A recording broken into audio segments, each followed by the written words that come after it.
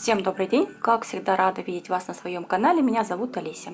Сегодня готовлю вот такую вот большую, огромную, сдобную булку на скорую руку. Всего лишь с одной расстойкой. Классный вариант, если застоялась у вас в холодильнике кисломолочка.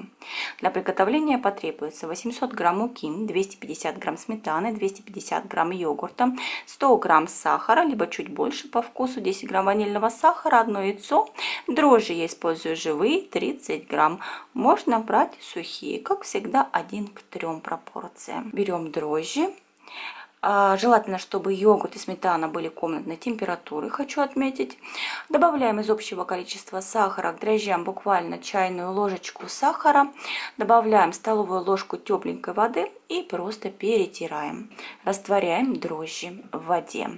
Если есть желание, можете оставить вот эту вот болтушку минут на 5-10 на столе, чтобы она вспенилась. Но это совсем не обязательно. Всыпаем сахар, добавляем ванильный сахар 10 грамм, вливаем растительное масло 50 мл, сметану, яйцо, йогурт.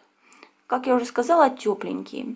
Если у вас у кисломолочных продуктов и сметана, йогурт, они достаточно кислые уже стали, вдруг застоялись вот так в холодильнике, то обязательно советую вот в эту смесь добавить пол чайной ложечки соды. И только потом уже всыпать муку.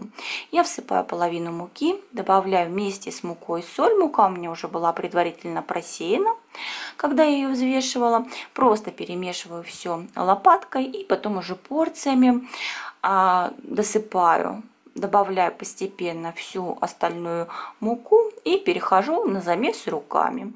Слишком как-то долго это тесто вымешивать нет потребности. Оно такое сдобное, эластичное получается.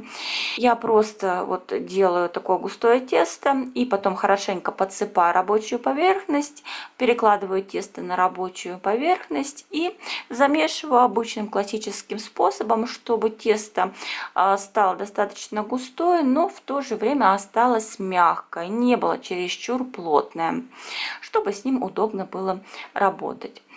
Тесто оно такое не будет липнуть слишком как-то, очень удобное в работе. Замешиваем тесто, формируем из теста такой небольшой прямоугольник и делим на 4 одинаковые части. Кстати, тут возможны варианты. Можно делить на 3 части, делать обычную плетенку, косичку. Можно делить на большее количество частей и делать, выкладывать тесто шариками в форму в виде булочек таких. Будет отрывной пирог. То есть это уже на ваш вкус. Я делю на 4 равные части. Сразу же после замеса не растаиваем тесто. И формирую из них колобочки. Подмешиваю их и делаю кругленькие, формирую кругленькие шарики.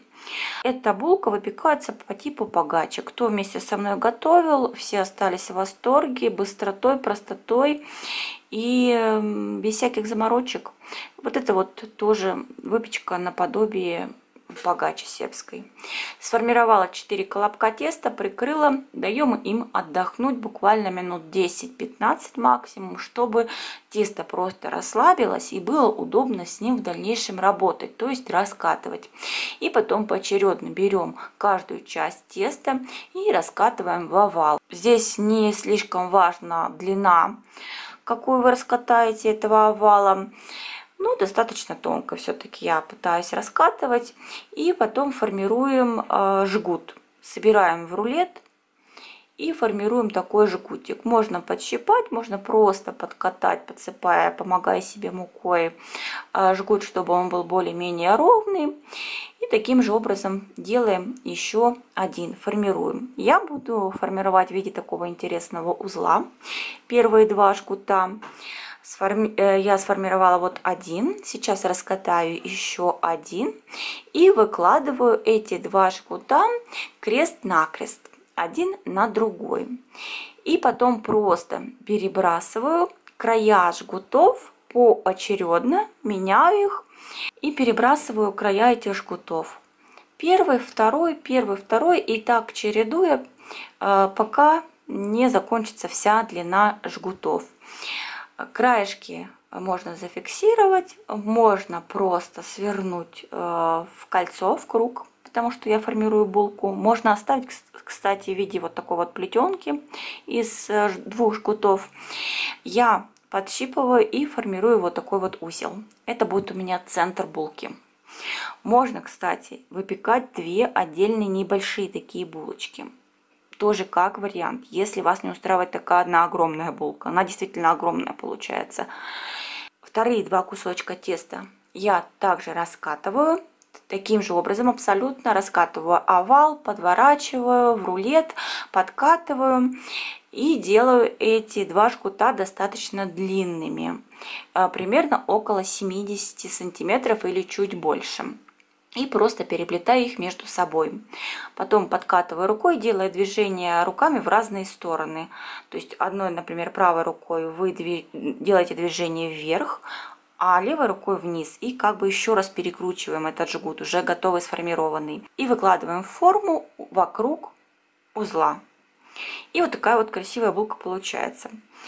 Желательно форму было взять поменьше, немножечко, чтобы она росла вверх.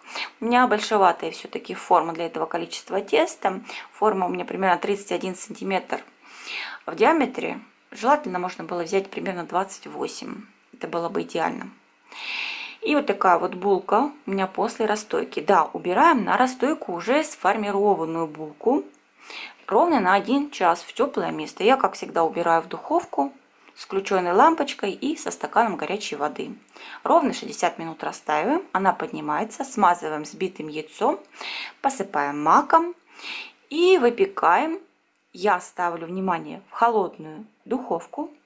Включаю духовку на 180 градусов.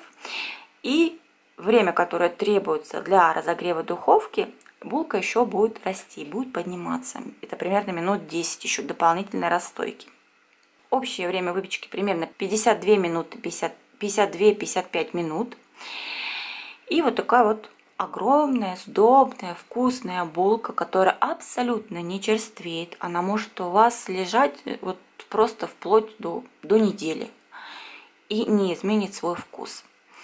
На разломе свежая, вот она мне еще теплая, получается вот такая вот выпечка. Не ожидайте от нее, что она будет такая супер пушистая. Нет, наоборот, она будет мелко пористая. Сейчас покажу разрез на следующий день, когда он уже полностью охладится, и вы это увидите. Она очень мягенькая, вкусная, в меру сладкая. Очень вкусно к чаю со сливочным маслом. Попробуйте. Классный вариант утилизации застоявшейся кисломолочки. И причем очень быстро, на скорую руку. Вкусная, качественная, сдобная булочка получается. И как раз вот второй день, она у меня уже полностью, конечно, остыла, отлежалась. И вот такая вот она мелкопористая, очень мягенькая получается. Прекрасно нарезается на любые пластики тоненькие, то есть можно даже подогреть при желании, хотя я вам говорю, она абсолютно не черствеет, ее даже не нужно как-то там подогревать даже через 3-4 дня. Приготовьте, попробуйте, напишите свои отзывы внизу в комментариях. Всем пока, вкусных вам сдобных булочек. Я с вами прощаюсь, не забудьте поддержать меня пальцем вверх. Как всегда, жду вас внизу в комментариях. Всем до скорой встречи!